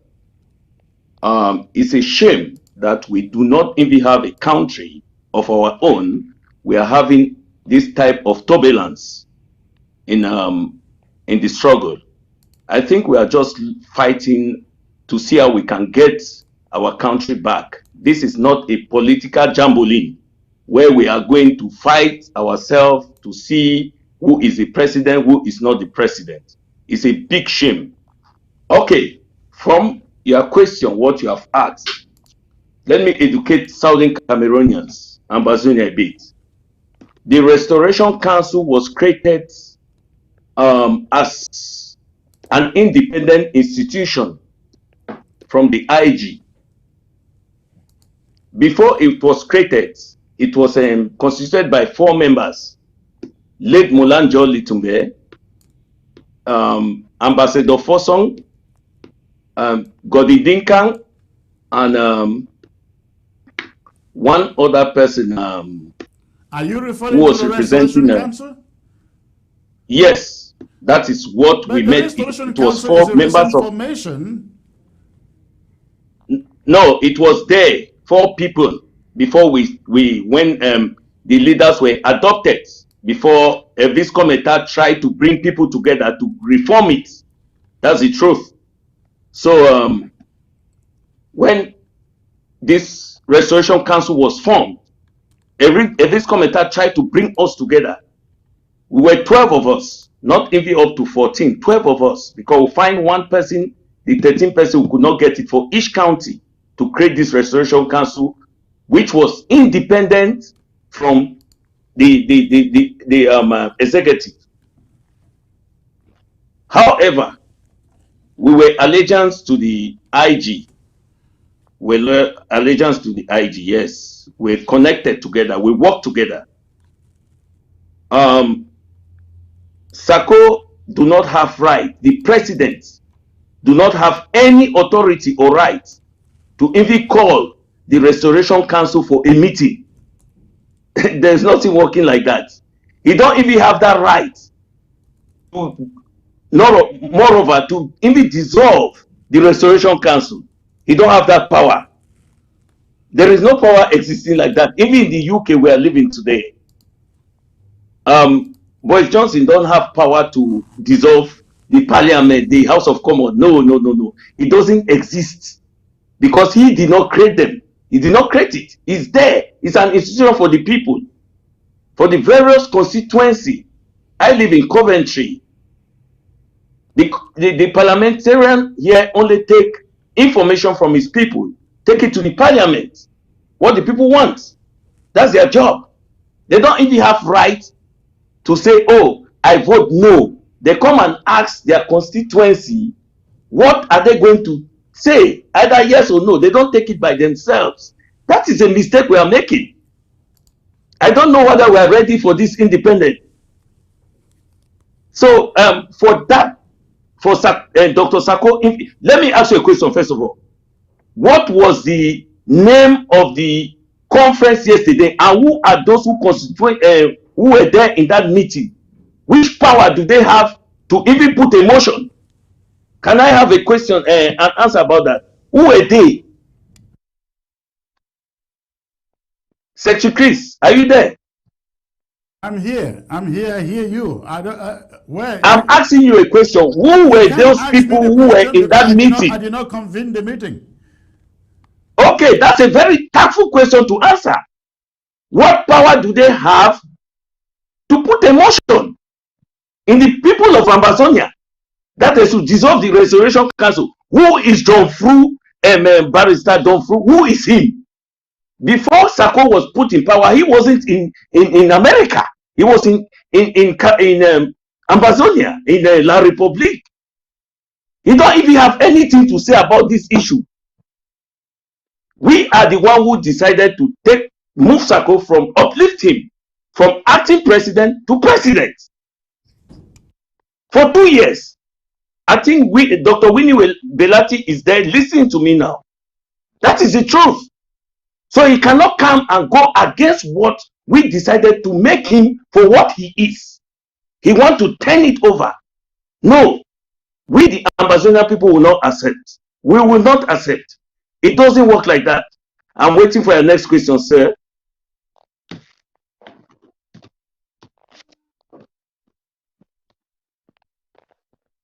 I'm not getting you. I'm not getting you. Sorry about that. The executive took a motion, sent to the Restoration Council a vote of no confidence. What should the Restoration Council be doing now? Shouldn't they be summoning an emergency meeting to discuss this?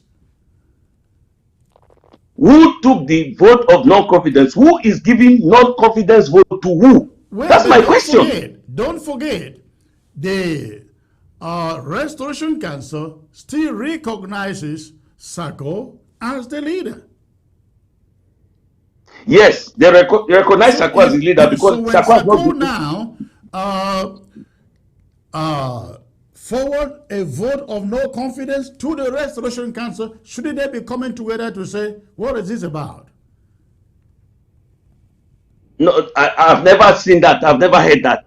Okay. How can the president have a meeting with the executive and send a vote of confidence to the Restoration Council? How can you send it to an office who doesn't have power over it? He doesn't have power to send even a vote of non-confidence even to the chairman, because he is not the one who put the chairman there. Even the chairman has power to say that they should. He has power to call the Restoration Council to make a vote of non-confidence to the president. Not the president have power to send a motion of a vote of non-confidence to the Restoration Council. How? How does that work? Explain to me. How does it work?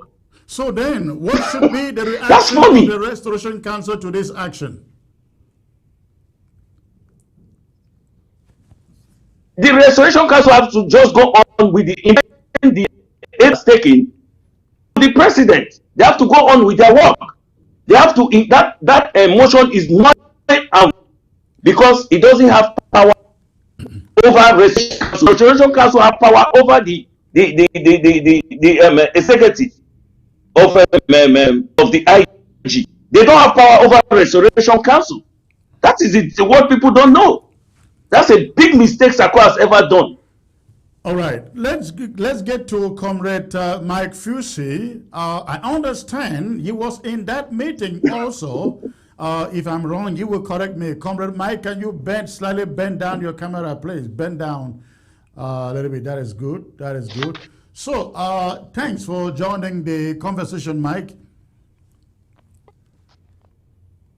It's a pleasure to be here on this platform again, sharing it with my elder brother, Moja. Wonderful. Were you in this meeting of yesterday? Greetings. Yes. It's a funny story. Yeah, I got in there and I thought I was in the right place, being that I'm the chair of chairs of the countries and regions. At some point, I think there were security check and taking out those they thought were not supposed to be in the meeting. And I didn't have any concerns because I knew I had the credentials to be in there. But then I heard a comment from Iringwa saying that there seem to be some persons here who are not supposed to be here. And of course, Secretary Chris, you know my advocacy for the protection of the Restoration Council, and they very well know my position as far as this is concerned. So I was certainly considered a threat to what they were planning to do. So the only thing was to take me out of the meeting. And that is exactly what happened. So I was taken out, despite the fact that I had every right to be in that meeting. So I guess you didn't participate in the vote then? Of course not. I didn't even get to hear anything because I guess they were just too nervous to have me in there. So I didn't get to even hear the details of what they discussed prior to even the vote. Wow. So give us your take on what transpired there, the motion of no confidence on the Restoration Council. I think it's a sham of a vote. I don't think it has any significance. It's personally, I think it's a fraud. That's just an outright fraud, a power grab by the executive arm of the government. Because before you do that, you have to first of all say what the Restoration Council did wrong, that you're passing a motion of no confidence on them.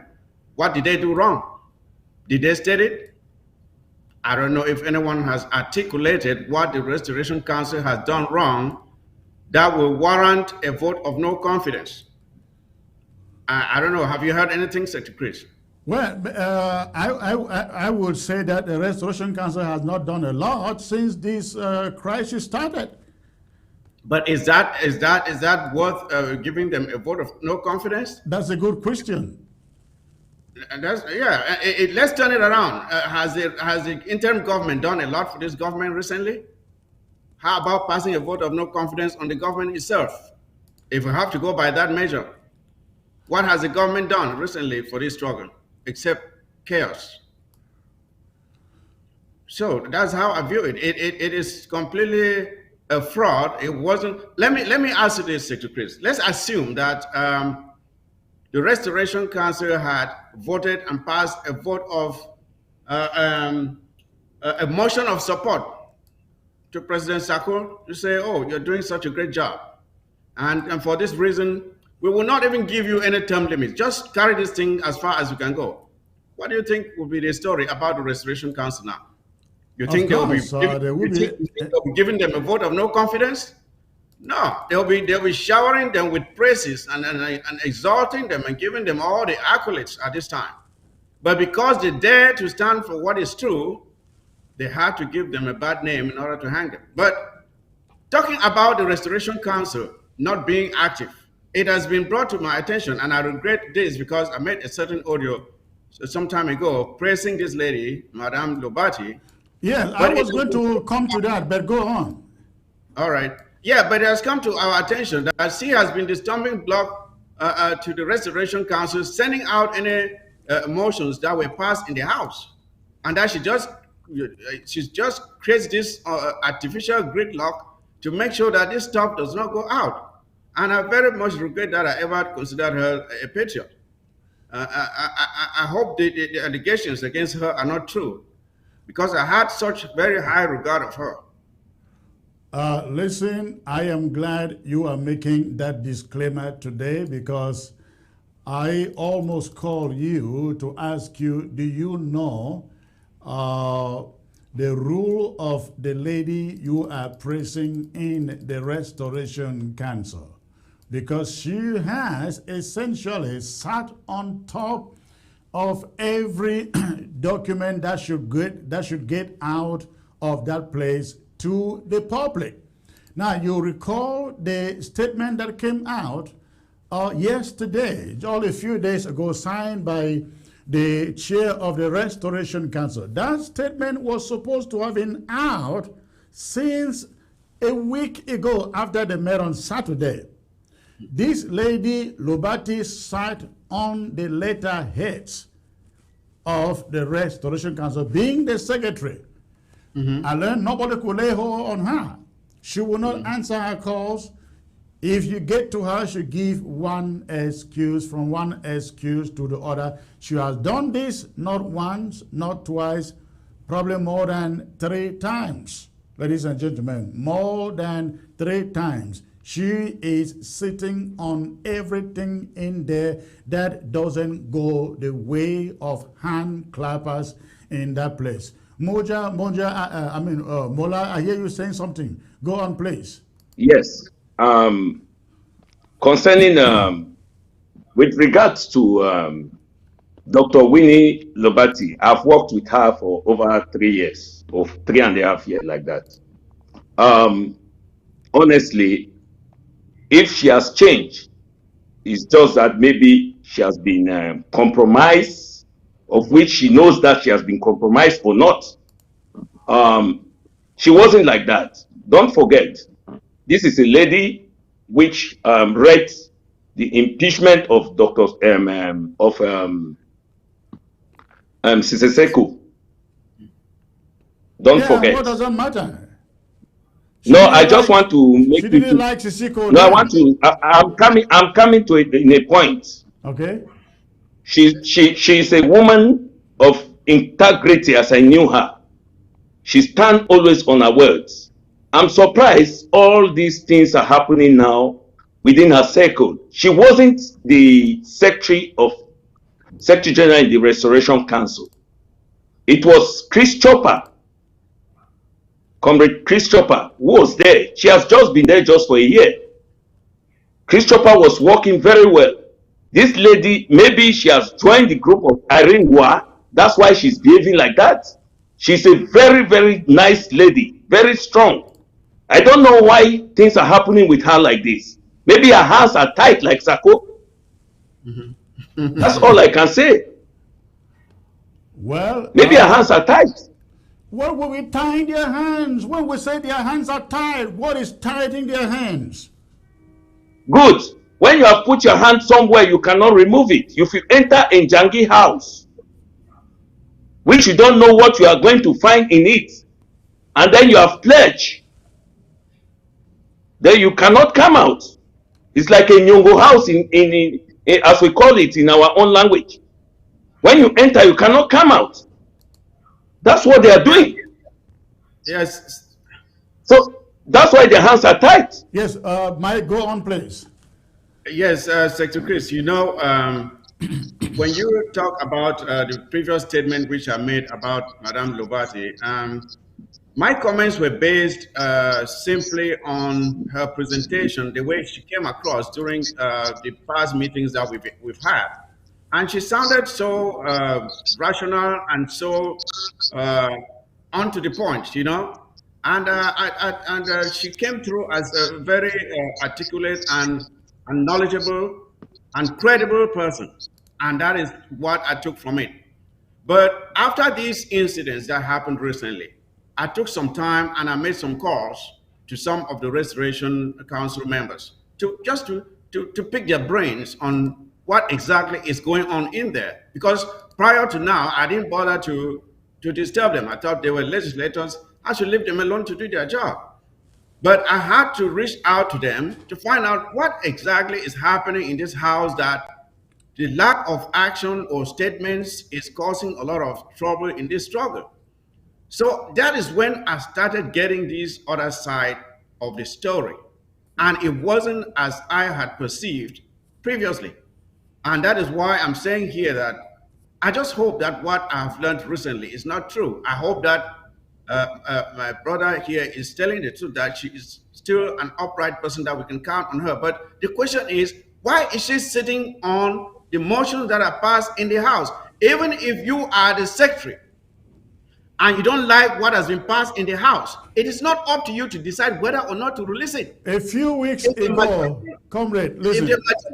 A few weeks ago, if the majority passed a motion and it's been voted, your job as a secretary is to release it. Whether or not you like it, it is not up to you to decide what to release and what not to release. It is just wrong. A few weeks ago, the chairman was traveling, was on the road, and they agreed for a statement to be sent out in regards to Sako trying to overstep his bounds, appointing new cabinet members. She refused. In fact, they said she wouldn't pick the phone for like 2 weeks, 2 good weeks, just to frustrate that effort of getting that statement out. The statement that came out yesterday was supposed to have been out 1 week ago. From Saturday, she sat again on the letterhead, will not release it. Even when the chairman called and said, release the documentation, release the letterhead, so we can send out the resolution, the recommendation from this meeting, she sat on it, I guess, because they did not forward the hand clappers. Yep. That is the problem, and it is very sad because I think she has the attributes of being somebody that can actually represent that house. I hope she will really reflect on her actions and remember that whatever you are doing now will live on way after you are gone. Let's think about the Munas and the other players that have come on stage in our history. Whatever each person is doing during this struggle will stay on after you are gone, and it will come even after your children. Let's see how Muna's children are viewed today because of what he did, not because of what the children are doing. So each person that comes on stage on this struggle must truly reflect on his or her own actions. It will not end now. There are people who have died and who are still dying, who are suffering. And if you think that this is something for you to amass power or to amass wealth and expose our people to eternal misery, then you should be prepared to have this on your family for an eternity. It is really sad that people who claim to know the law went into a meeting and were pushing really crazy ideas against our institutions. My question is this: if we should allow the Restoration Council to be dismantled or to be rendered a rubber stamp institution, what other institution now is there to give the checks and balances on the executive? What other institution is there? That means we simply have a dictatorship in place. Is that what we sacrificed 35,000 people for? Is that why more than 250 villages have been burnt down? Is that why people are languishing in jails and in refugee camps just to end up with a dictatorship? Yeah. I say no. We can do better. And we should all look at our consciences and do what is right for Ambazonia. But Mola, let me get back to you. Listen, we all of us here, we've worked with Dr. Sako. I defended him I fought for him. I don't think anybody ever believed it will be Chris Ano who will be standing up to Dr. Sako today. We defended him and fought for him because we thought this was a good brother, somebody who wanted to do the right thing, somebody who was not going under the table and doing things in a sneaky, Cornish manner. How do we explain that somebody we've known for so long suddenly become this dictator overnight? Okay, thank you, sir. Yeah, thank you, Secretary Chris. I've been a very good, I have a very good relationship. I had a very good relationship with Dr. Sako. Before he took power, I think I'm one of the architects of his government. Those are things people don't know. I helped him because he didn't know people. He don't know people. He was not a popular man. So I used my own popularity to tell him what to do. I'm not lying. This is in a national television. I told him, look, if you want to create your own government, don't include those people of Sako. Don't write them any letter that they have been sacked. Just create your own government and put them out. And that's exactly what he did. I helped him to appoint some people, put them in this position. I'm not lying. He is listening to me now. Because I'm so angry. I'm ashamed. Put them in this position. Things will move. Exactly he did it. And we were moving well. We went to Berlin. You saw me there. I was there with him. He came to England. I was with him. I gave him the best advice as a brother. But now, his soul, he betrayed me by doing foolish things, meeting people who have evil advice over him. That was one of my reasons I put my resignation out, because he could not listen. He doesn't pick phone when he starts seeing money. You remember I defended him in my trip to Boya. I died for him. I say we should move forward so that we should get our independence through my own brother. But what comes at the end? He wants to stick in power like Paul Biya. I didn't know he was a dictator. This is what is happening. That's why I've stood up. Even from the beginning of this, end of this year, I told him, I sent a message, make a speech of reconciliation to everybody. They ignore it. I've been advising him very well. So your problem with, when you got that problem, it was out. I made an audio. I said, call everybody together. Let's make a conference. Everybody. So everybody will give his own grievances. Then from there, this problem will be solved. He didn't listen. He's somebody who don't listen. He only listens to evil people. So what you are saying is not wrong. We stood for him. We put him where he was. We make him what he is. But where are we today? Where are we today? He has divided the interim government. 3 months ago, I wrote on my Facebook page, I said, if you don't handle the problem between Aringo and Secretary Chris, this interim government will split into two. I'm not lying. Go and check it. That is exactly what is happening. It's a shame to us. They are killing our brothers, those who are fighting. Our children are there. They are there like slaves in La Republique. Killing some. We don't even know where some people are living. We don't even know they have disappeared. Then we are here playing game, playing politics. He was the one who said politics later, revolution now. But now it's politics first, revolution later. That's what he's doing. Right.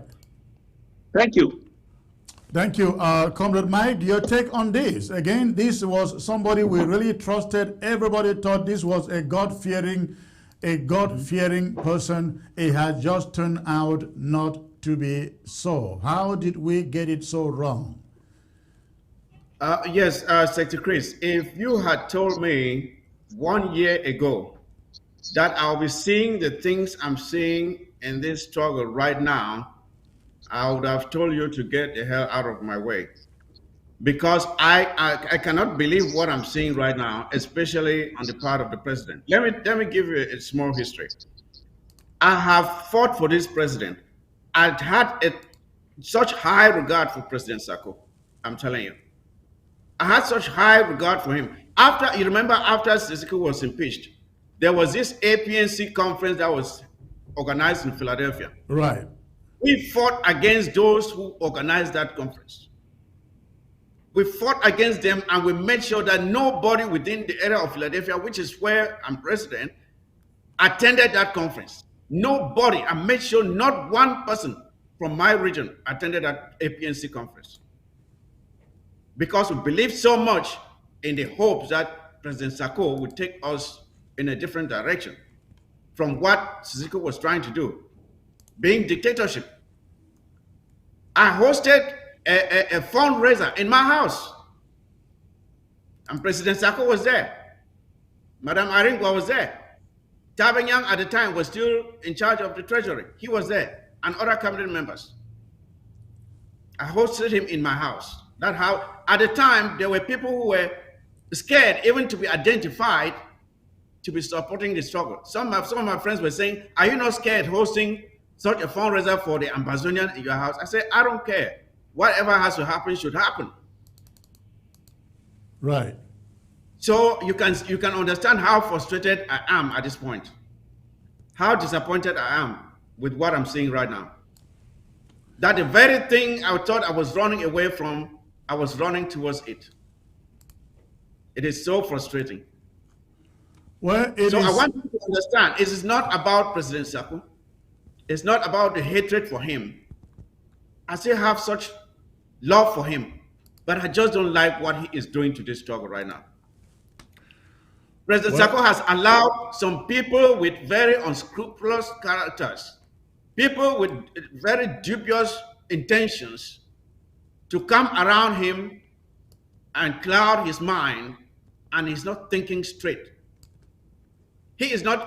What they are doing now is not for Ambazonia. It's not for Ambazonia. What happened yesterday crystallizes exactly what is wrong with this struggle. How do you explain that one arm of the government that is supposed to be independent of the other is trying to dissolve the other one or to render it worthless? Right. Those intentions are not good. Let me tell you something, Chris. It was brought to my attention by a confidant of mine that a few days ago, when Gokitunja sent in a letter that was withdrawing their representative from the Restoration Council, guess what happens? And that is one of the things that just gave me cold chills. Because this is what happened. You know Paul Nilong? Yes. Paul Nilong is from where? It's from Meme, right? Correct. But do you know that Paul Nilong was the one that attended the Gokitunja meeting? And he is the one that tabled the motion to withdraw the representative from Gokitunja from the Restoration Council. Are you Paul serious? Nilong and one Judge Tabega or somebody, the two of them, they had never attended a meeting in Gokitunja. How do you cross the country from Meme to Gokitunja and you vote to withdraw the Restoration Council member from Gokitunja when you are not even drafting with Gokitunja? How is that possible? Left Meme, went to Ngoketunja and asked them to conduct a vote that will withdraw all their Restoration Council representatives. Yes, he's the one that tabled the motion during the meeting, and the vote was conducted. He, Paul Nilong, voted too. He didn't just suggest. He voted in Gokitunja. I'm telling you from somebody who was there inside the house. Those are the kinds of shady deals, shady transactions that are happening in this government now. just to make sure the Restoration Council becomes dysfunctional or useless, a rubber stamp institution. They want to withdraw all the objective members and replace them with hand clappers. Like big style. Comrade Mike, before we get to this issue of accountability, what do we make of county chairs who endorsed the statement sent to Dr. Sako telling him, we no longer are answerable to you, we want to deal directly with our people, who are now having convinced, for example, Mezam Chair. Now, I don't know whether you are related, but Mezam Chair pulled out. Menchum, Doga Manchum was so pressurized, he resigned. He said, I won't go in for this. He resigned. Only a few county chairs like the BLM, Sako, and a few others are still pinning their legs on the ground and saying, we are not moving. We meant what we say. What do you make of these other county chairs? Bui is there, is one of it.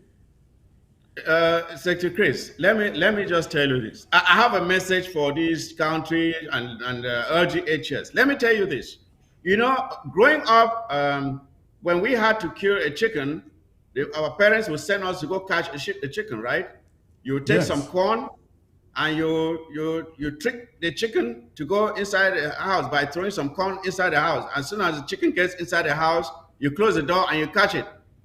By the time you have the corn in your hand, the chicken doesn't know that you have a knife to cut the throat. Dr. Sako is simply tricking these people to get into the house. He's tricking all these LGHS, county chairs to get in the house. Once the door is closed, the knife will come out. They will not have any more powers once the Restoration Council is gone. They need to understand this. Right. Once the Restoration Council is dealt away with, the only authority in the land will be President Sako. No, he's not a president. Don't call him president anymore, please. For the sake of it, for the sake of representation. Yes. He will be the only one to call the shots. The county chairs and the LGA chairs will realize that they now have no powers left, absolutely none. They cannot go anywhere and complain. The Restoration Council is not there to intervene on their behalf. Their representatives at the Restoration Council have no powers. They are useless because they are now hand clappers. So they will be completely powerless. So let them give their hands to be tied. Let them go ahead. Let President Sako tie your hands. You think he's doing you such a favor now? Those who think that they are being favored because they are cajoled now, the corn is still in the hands. He has the corn. He's throwing to them and they are picking and eating. And they think he's doing them a favor. Once he has consolidated. And one other, there are two words that the executive has been using recently. I don't know if you have noticed. Consolidate and control. Okay. Consolidate and control. No, consolidate and dominate. Consolidate and dominate. That's what they say. So my question is, what are you consolidating and who are you dominating? Who are you intending to dominate? Right. What are you consolidating? Power, right? Right. And once the power is all consolidated, they will dominate. And that's the extension. Ambassadors, be ready.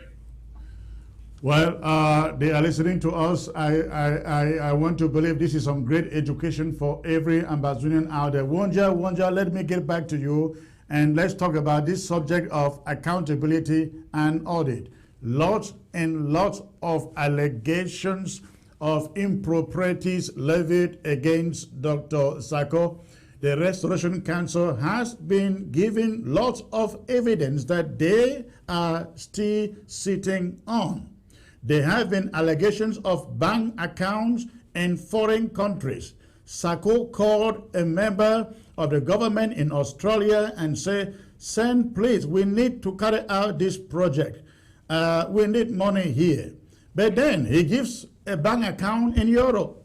He says, "We need a project here." He gives a bank account in Brazil. He calls you and says, send me money. You send the money. He says, don't send it to me directly. Send it to so. We have seen this again and again and again. And there are proofs out there, ladies and gentlemen. Money has been put in his hands in the thousands for this struggle, and that money has not seen the National Treasury. Some checks are deposited in bank accounts and cash in his name. I remember a cabinet meeting in which there was really fighting and quarreling from Irene Gua. Patience Abildu that he cashed a check belonging to the government in ABC account. Ladies and gentlemen, cabinet members are out there. They will recall that meeting. These things are many, very, very many. Money is sent to him to support fighters on ground zero. I know of a guy in England who said he put $4,000 in his hands to buy equipment for Field Marshal the King. A dime did not leave his hands. We can go on quoting and quoting and quoting, ladies and gentlemen. Now, some of this evidence is lying in front of the Restoration Council members. Who is going to hold Sako accountable when he says, I don't care about the Restoration Council, I don't recognize them, I am not bound by them? Who is going to hold him accountable? Wunja, please. Start first. Once more again. Okay. You see, this problem of accountability and Restoration Council, first of all, is not a vis cometa. Let me educate Southern Cameroonians and Ambazonia. A vis cometa is just a signatory, like the head of an institution. When the people voted for something, it becomes law. That's how it works. So it's not a vis cometa.